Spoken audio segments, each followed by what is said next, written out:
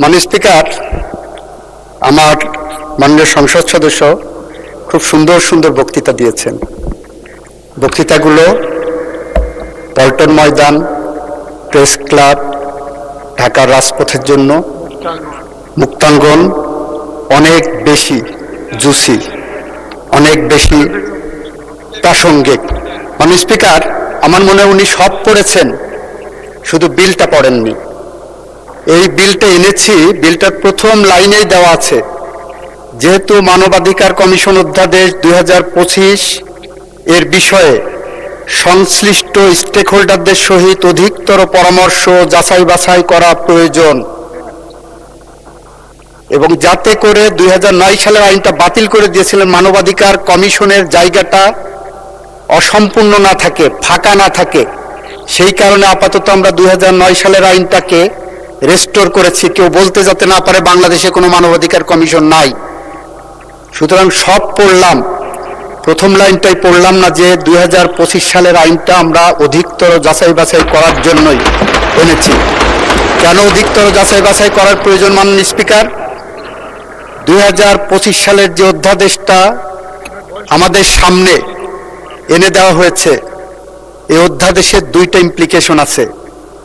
একটা ইমপ্লিকেশন হলো, আমরা যখন কোনো আইন করি, কোনো অ্যাকশন নেই, কোনো অ্যাক্ট করি, সেটা যদি এমন হয় যে এটা করেছি উইথ অ্যান আলটেরিয়র মোটিভ, এটা যদি এমন হয় যে এটা করেছি উইথ এ ম্যালাফাইডি মোটিভ, যদি এমন হয় যে বিএনপি ক্ষমতায় আসবে, তাকে কোনোভাবেই কাজ করতে দেওয়া হবে না, সেরকম উদ্দেশ্য যদি থাকে, সে ধরনের উদ্দেশ্যপূর্ণ আইন, আইনের ভাষায় বলছি, জুডিশিয়াল রিভিউয়ের ভাষায় বলছি, কনস্টিটিউশনাল লয়ের একজন ছাত্র হিসেবে বলছি, that law is a void of initial law. মানে স্পিকার, মানবাধিকার কমিশন অধ্যাদেশ যেটা আনা হয়েছে 2025 সালের, সেই 25 সালের অধ্যাদেশের 16 ধারাটা যদি একটু কেউ ভালো করে পড়েন, তাহলে দেখবেন এটা ভিকটিমের জন্য আরেকটি মানবাধিকার লঙ্ঘনের সমান। সেটা আমি আপনাদেরকে একটু পার্লামেন্টের সামনে বলছি। মাননীয় স্পিকার, এখানে বলা আছে মানবাধিকার কমিশন দুইভাবে মানবাধিকার ভায়োলেশনের একটা বিষয় টেক আপ করতে পারবেন। একটা সুমোটো পারবেন, আর একটা কারো কমপ্লেনের বেসিসে পারবেন। ভালো কথা, পারলেন।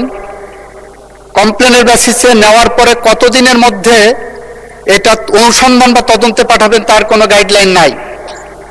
তারপরে বললেন যেদিন পাঠাবেন সেদিন থেকে 30 দিনের মধ্যে একটা অনুসন্ধান হবে, অথবা তদন্তে সরাসরি পাঠাবেন। ভালো কথা, অনুসন্ধান করে প্রাথমিক সত্যতা পাওয়ার পর একটা 30 দিনের রিপোর্ট পাইলেন। সেই রিপোর্টের পরে কি করবেন? মানবাধিকার সংস্থা আবার একটা তদন্ত করবেন। কতদিনের মধ্যে তদন্ত করবেন সেটার গাইডলাইন নাই। ভালো কথা, আর একটা রিপোর্ট নিলেন 2 মাস পরে, সেটাও ভালো কথা। রিপোর্ট নেওয়ার পরে দুই পক্ষকে ডাকাডাকি করবেন, দুই পক্ষকে শুনবেন, শোনার পরে ওনারা 4টা কাজ করতে পারবেন। নাম্বার 1, জরিমানা করতে পারবেন। কিন্তু জরিমানা কত টাকা হবে, কিভাবে রিলাইজ হবে, কোন আইনে হবে, তার কোনো গাইডলাইন এখানে দেওয়া নেই, আইনে বিধান নাই। মানে স্পিকার, বলা হচ্ছে কমিশন ক্ষতিপূরণ ইম্পোজ করতে পারবেন। ক্ষতিপূরণ কত টাকা হবেন, কি পরিমাণ হবেন, কি গাইডলাইন হবে, কিভাবে রিলাইজ হবে, কার কাছে যাবে, তার কোনো গাইডলাইন এই আইনের মধ্যে নাই। মাননীয় স্পিকার, মাননীয় স্পিকার, মানবাধিকার আইন কমিশনে বলা হচ্ছে আরেকটা কি করতে পারবেন, ওনারা সুপারিশ করতে পারবেন ওই ভিকটিম মামলা করতে পারবেন নাকি কোনো জায়গায় ধর্ণা দিতে পারবেন। 2 বছর মানবাধিকার কমিশনের পিছনে দৌড়ায় দৌড়ায় মনে হবে যে আমি মামলা করতে পারবো কি পারবো না, সেই কারণে সুপারিশ নেওয়ার জন্য মানবাধিকার কমিশনে যাওয়ার দরকার নাই। আমাদের মতো যারা বটতলার উকিল আছে, মাননীয় স্পিকার, আমরাই বলতে পারি যে এটা মামলা যাবে কি যাবে না। মাননীয় স্পিকার, আর একটা কাজ করতে পারবেন, মানবাধিকার কমিশন বাদী হয়ে তার পক্ষে মামলা করতে পারবেন। প্রশ্নটা হলো, তদন্তের পরে মানবাধিকার কমিশন যখন আপনার মতো নিরপেক্ষ চেয়ারে বসে দুই পক্ষকে শুনানি দিচ্ছেন, শুনানির শেষে তারপরে আপনি যে বাদী হয়ে এক পক্ষে মামলা করলেন, can it be called a reasonable law?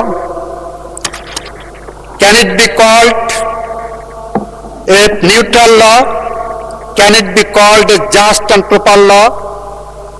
এই প্রশ্নগুলো যখন আমাদের সামনে আসে মাননীয় স্পিকার, তখন আমাদেরকে বিলের প্রথম লাইনেই বলতে হয় মানবাধিকার কমিশন অধ্যাদেশ 2025 সংশ্লিষ্ট স্টেক হোল্ডারদের সহিত অধিকতর পরামর্শ যাচাই বাছাই করা প্রয়োজন। মানে স্পিকার এখানে শেষ নয়। আমরা একটা আইন জানি, বাংলাদেশের ইতিহাসের সবচেয়ে জঘন্যতম অপরাধ, পৃথিবীর ইতিহাসের সবচেয়ে জঘন্যতম ইতিহাস হলো অপরাধ হলো গুম করা। সেই গুম করা সংক্রান্ত একটা আইন করা হচ্ছে গুম কমিশন আইন। মানে স্পিকার, গুমের অপরাধকে এতটাই গুরুত্ব দিয়ে এই পার্লামেন্ট আইন পাশ করেছে যে কেউ গুম হলে তাকে মানবতা বিরোধী অপরাধের মধ্যে আমরা ফেলবো। মানে স্পিকার, সেই আইনটাকে ফ্রাস্ট্রেট করবে যদি আমি মানবাধিকার কমিশনের আইনকে এইভাবে রাখি। কারণ এখানে বলা হলো, গুম কমিশন আইনে বলা হলো গুমের বিষয়ে তদন্ত করবেন মানবাধিকার কমিশন। তাহলে মানবাধিকার কমিশন কি করবেন? ওই যে তদন্তের কথা আছে, তদন্তের পরে যে তারপর ওনাদের কাছে পাঠাবেন। এবং গুম কমিশন বলে সেপারেট কোনো কমিশন তৈরি করা হয়নি বা স্কোপ রাখা হয়নি আইনে। গুম কমিশন বলতে যে ডেফিনেশন দেওয়া হয়েছে, সেই ডেফিনেশনের মধ্যে বলা হয়েছে গুম কমিশন মানে মানবাধিকার কমিশন। মানে স্পিকার, আইনের এই অ্যাম্বিগুইটি থাকতে পারে না। আইন স্বচ্ছ হতে হবে, আইন পরিষ্কার হতে হবে। এটা ঐতিহাসিকভাবে বলছে যারা আইন বিশেষজ্ঞ, যারা আইন সম্পর্কে গবেষণা করেন, একটা আইনের মেয়াদ ধরা হয় আগামী 20 বছর পর্যন্ত জনগণ এই আইনটা গ্রহণ করবে। তারপরে যদি লাস্টিং করে সেটা করবে।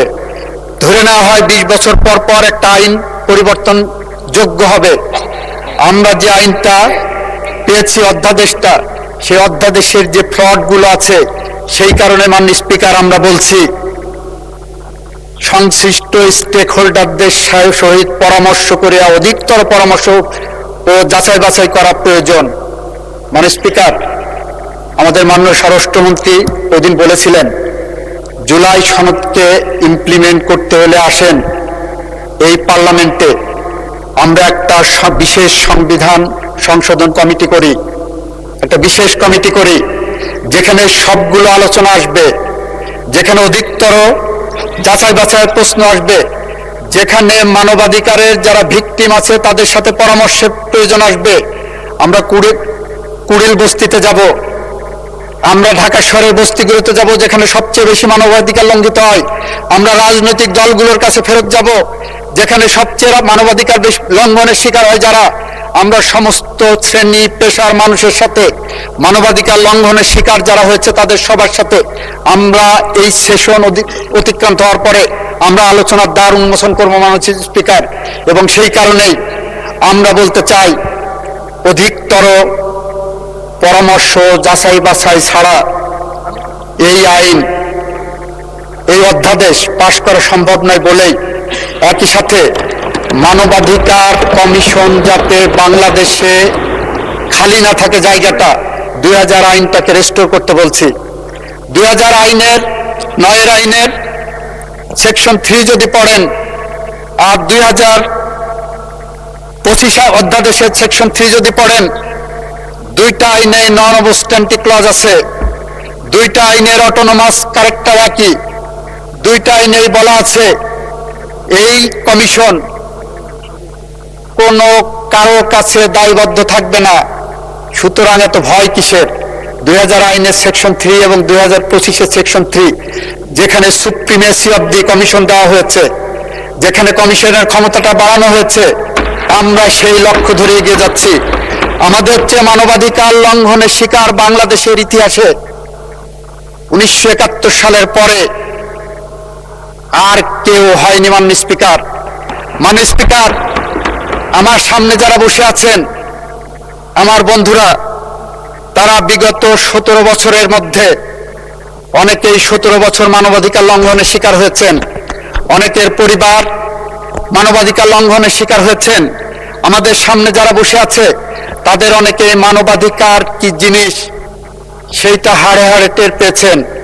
আমি আবারও বলছি, বাংলাদেশের ইতিহাসে মানবাধিকার লঙ্ঘনের শিকার সবচেয়ে বড় পরিবার হলো জিয়া পরিবার।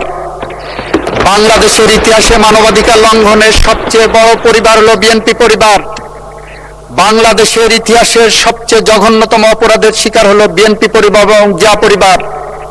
আমাদের সামনে বসে আছেন মানবাধিকার লঙ্ঘনের চরমতম শিকার আমাদের মাননীয় প্রধানমন্ত্রী। আমাদের মানবাধিকার সম্পর্কে বিন্দুমাত্র কোনো পিছুটান নাই মাননীয় স্পিকার। আমরা বলতে চাই, বাংলাদেশে আর কোনো মা যাতে তার সন্তানকে ক্রসফায়ারের নামে না হারান, বাংলাদেশের আর কোনো মা যাতে জায়নামাজে বসে তার সন্তান ফেরার প্রতীক্ষায় বসে থাকেন, প্রতিদিন চোখের জল ফেলেন। আমরা চাই না বাংলাদেশে আর কোনো মানুষ মিথ্যা গায়েবী মামলা না শিকার না হন। মানে স্পিকার, আপনাকে একটা স্ট্যাটিস্টিক দেই, এই সরকারের বয়স প্রায় 42 দিন হয়ে গেছে। এই সরকার চাইলে প্রতিহিংসার রাজনীতি করতে পারতেন। 42 দিনে বাংলাদেশের একটি মানুষও ক্রস ফায়ারের শিকার হয়নি। 42 দিনে একটি মানুষও গুমের শিকার হয়নি। মাননীয় speaker, childhood shows a man, morning shows the day. এই সরকার মানবাধিকারের কোন পথে হেঁটে যাবে, মানবাধিকারের রেকর্ডই বলছে আমরা সেই পথ ধরে হেঁটে যাচ্ছি। সুতরাং আমি আপনার মাধ্যমে মহান সংসদকে আহ্বান জানাবো, এই আইনটি পাশ করা হোক সবাই মিলে। আপনাকে ধন্যবাদ মাননীয় স্পিকার।